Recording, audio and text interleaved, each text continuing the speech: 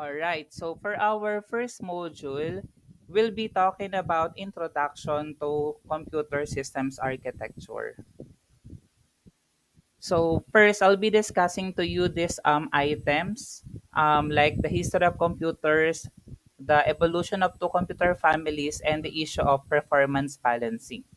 So Intel Pentium and PowerPC are the two different computer processor architectures that have evolved over the years. So while both Intel Pentium and PowerPC have played important roles in the history of computing, PowerPC is no longer used in mainstream consumer computers, while Intel's processors continue to dominate the market, and then Apple, after the transition to Intel, eventually shifted to its custom ARM-based processors for Macintosh in 2020.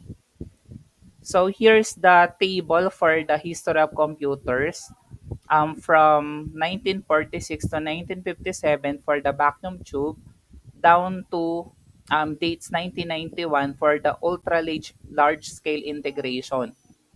For the mobile and modern era from 2000s to present, so it saw the rise of smartphones with the introduction of the iPhone in 2007. Cloud computing, big data, and artificial intelligence became prominent in the 2010s. Quantum computing and advancements in AI continue to shape the future of computing. So this brief summary highlights the key milestones, but the evolution of computers is a vast and intricate story with contributions from countless inventors, engineers, and innovators around the world. So let's discuss the first generation vacuum tubes. Vacuum tubes or electron tubes are electronic components consisting of a sealed glass or metal enclosure containing a vacuum or low pressure gas. The most basic type, the triode, features three electrodes including a cathode, anode, and control grid, and was historically crucial for signal amplification in early electronic devices such as radios and early computers. ENIAC, which stands for Electronic Numerical Integrator and Computer, was one of the earliest electronic general-purpose computers. Developed during World War II, it became operational in 1945. ENIAC was a massive machine that was used vacuum tubes for electronic processing, capable of performing complex calculations at a speed previously unattainable with mechanical calculators. It played a significant role in scientific and military applications, contributing to fields like physics and cryptography.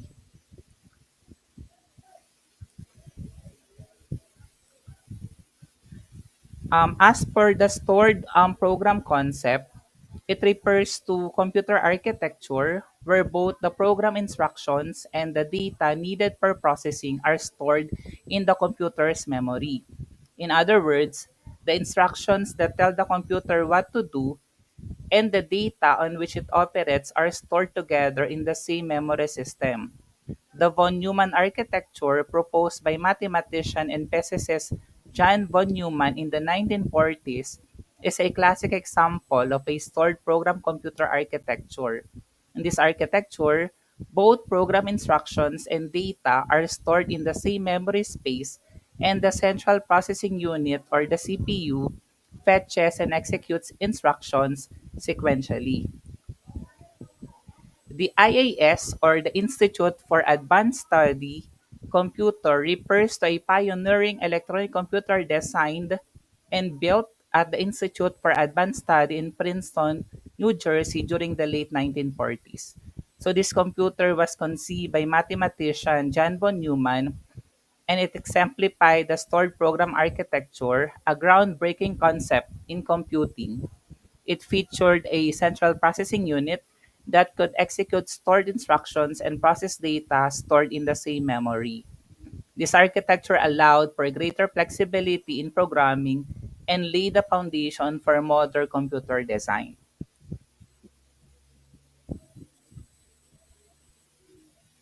The Eckert-Matchley Computer Corporation, or the EMCC, was a pioneering computer company founded by J. Presper Eckert and John Mauchly in 1947. It is notable for creating the Electronic Numerical Integrator and Computer or ENIAC, one of the earliest electronic general-purpose computers. EMCC later developed the UNIVAC 1 or the Universal Automatic Computer, which is the first commercially produced computer in the United States. In the 1950, EMCC was acquired by Remington Rand, and the company continued to contribute to the development of early computer technologies. On the other hand, International Business Machines Corporation, commonly known as IBM, is a multinational technology and consulting company with a long history in the computing industry, and founded in 1911. IBM has been a major player in the development of computers and related technologies. IBM is known for its diverse range of products and services, including mainframe computers, personal computers, software, and consulting services. Over the years, IBM has adapted to changes in the industry and has remained a prominent force in information technology. So the first computer bug refers to a literal insect that caused a malfunction in the Harvard Mark II computer in September 1945. The term bug in this context originated when operators discovered an actual moth trapped in the relay contacts of the computer, causing a hardware malfunction. So Grace Hopper, a computer scientist and a Navy Rear Admiral, is often credited with coining the term bug to describe a computer glitch. She and her team documented the incident in their logbook with the notation first actual case of bug being found. Hopper removed the moth and taped it to the logbook. So let's now move on to the second generation transistor. So for the first transistor, basically transistor is a fundamental electronic device that acts as a semiconductor and is used for amplifying and switching electronic signals. It was invented at Bell Laboratories on December 23, 1947 by physicists John Bardeen, Walter Brattain, and William Shockley. The transistor revolutionized the field of electronics by replacing bulky and less reliable vacuum tubes in electronic circuits. Transistor-based computers are electronic computing devices that use transistors as the primary building blocks for their circuitry. These computers leverage transistors for tasks such as amplifying signals and controlling the flow of electrical currents. Transistors have largely replaced earlier technologies like vacuum tubes due to their smaller size, lower power consumption, and higher reliability. In contrast to earlier computers that relied on vacuum tubes, transistor-based computers emerged as a significant advancement in the mid-20th century. Transistor-based computers played a pivotal role in the evolution of computing technology, leading to the development of more compact and powerful systems. The advent of transistors paved the way for subsequent advancements in integrated circuits and microprocessors, ultimately contributing to the modern computing landscape. So let's now proceed to the third generation, which is the integrated circuits or the chips. The term chip, in the context of electronics, typically refers to an integrated circuit, a compact arrangement of transistors and other components on a single semiconductor substrate. The first chip is often attributed to Jack Kelby, who developed the concept and demonstrated the first working integrated circuit in 1958. In simple terms, the first chip or integrated circuit was a breakthrough in electronics where multiple electronic components such as transistors and resistors were miniaturized and combined on a single piece of semiconductor material. So this innovation revolutionized the field of electronics by enabling the creation of smaller, more reliable, and more efficient electronic devices. In simple terms, during the third generation, computers started utilizing integrated circuits instead of individual transistors and discrete components. This advancement significantly increased the processing power, reliability, and efficiency of computers. Integrated circuits made it possible to pack a large number of electronic components onto a much smaller space, leading to the development of smaller, faster, and more powerful computers. This era saw a transition from the use of transistors and magnetic core memory to the widespread adoption of integrated circuits, marking a crucial step in the evolution of computer technology. The reduced size and increased performance of integrated circuits contributed to the development of more accessible and versatile computing devices.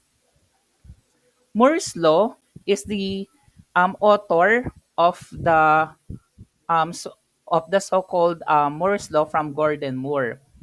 Moore's Law is the observation and prediction made by Gordon Moore, co-founder of Intel Corporation, in 1965 that the number of transistors on a microchip would roughly double every 2 years, leading to an exponential increase in computing power.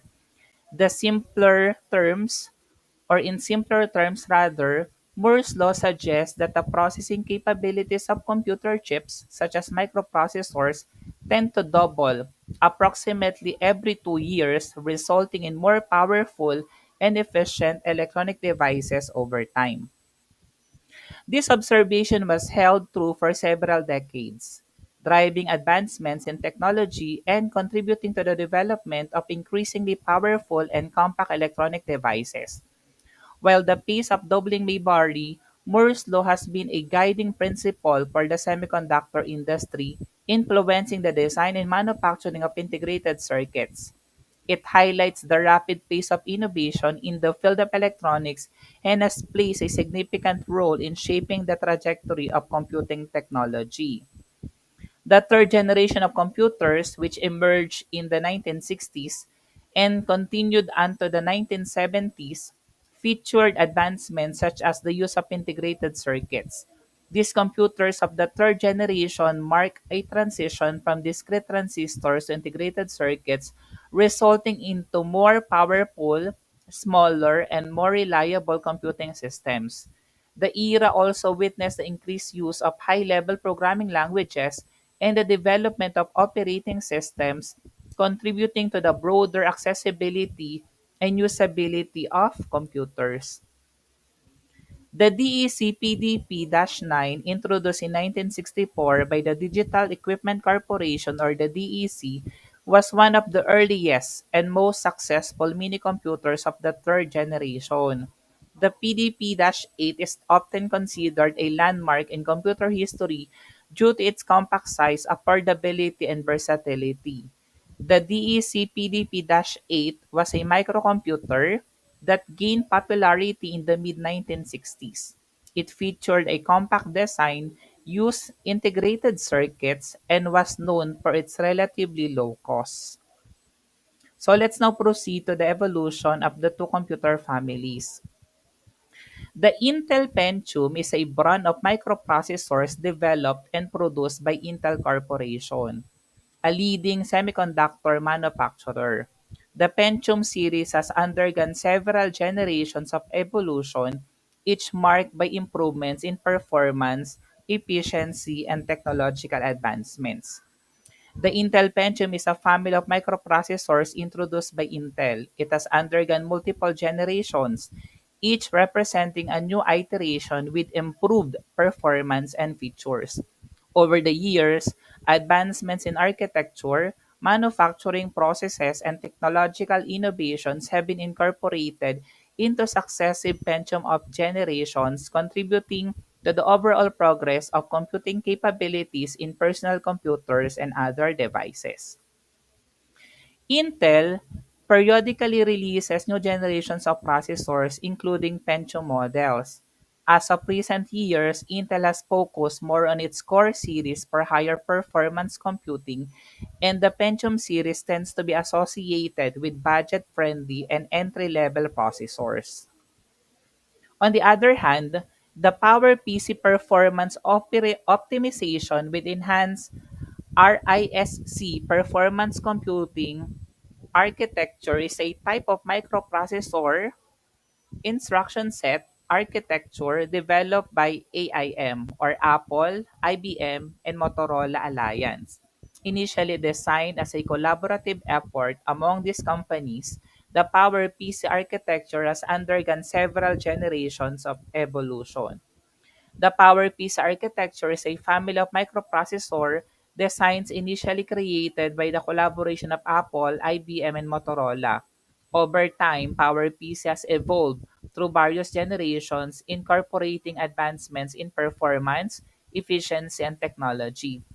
These processors were initially used in Macintosh computers and certain IBM systems, and they played a significant role in computing during the late 20th and early 21st centuries. The evolution of PowerPC reflects informans or improvements in processing power and capabilities across different generations of these processors. The progression of computers can be described by the following trends as outlined in the next table, Table 2.6 and 2.7.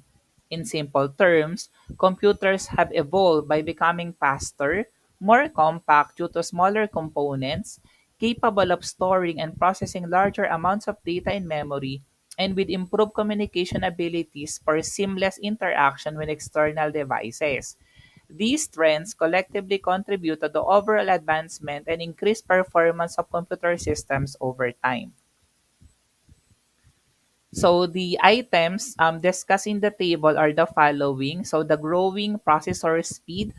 Over time, computers have witnessed an enhancement in processor speed, signifying the ability of the central processing unit or CPU to execute instructions more swiftly. This has led to faster and more responsive computing. Number two, diminishing component size. The evolution of computers has involved a reduction in the size of individual components. This miniaturization allows for more components to be packed into a smaller space, contributing to the creation of compact and efficient electronic devices. Number three, expanding memory size. The capacity of computer memory has increased progressively. Larger memory size enables computers to store and retrieve more data, facilitating the handling of complex tasks and the execution of advanced applications. Number four, escalating input-output capacity and speed. There has been a continuous improvement in the input-output capacity and speed of computers. So this enhancement ensures faster communication between the computer and external devices, enabling more efficient data transfer and interaction with peripherals. The first microprocessor, the Intel 4004, was introduced in 1971. A microprocessor is a central processing unit or CPU that is contained on a single integrated circuit, and the Intel 4004 marked a significant milestone in the history of computing. The first microprocessor, the Intel 4004, was launched in 1971. A microprocessor is a tiny but powerful electronic component that functions as the brain of a computer. The Intel 4004 was the pioneer in this category, consolidating the key functions of a computer's central processing unit onto a single chip. This innovation paved the way for the development of smaller, more efficient, and more powerful electronic devices, laying the foundation for the microprocessor-driven era of computing. So let's now move on to the issue about performance balancing. The issue of performance balancing refers to the challenge of optimizing and maintaining a harmonious distribution of computing resources to ensure efficient and effective overall system performance. In simpler terms, it involves managing and allocating resources such as processing power, memory, and input-output capacity in a way that prevents bottlenecks or uneven utilization within a computer system or network. So the goal is to achieve a balanced and well-coordinated use of resources to enhance the overall performance and responsiveness of the system. So for your assignment next week, so you have to group yourself into three and provide a PowerPoint slide to report on simple as possible or subcomputers. So group 1 will present SAP 1, group 2 will present SAP 2, and group 3 will present SAP 3. So the terms SAP 1, SAP 2, and SAP 3 are related to early computer architectures developed by Albert Paul Malvino and his team in the 1970s. So these architectures represent different iterations of the simple as possible or subcomputer series, each building upon the previous version. So I think that's it for this discussion. Thank you for listening.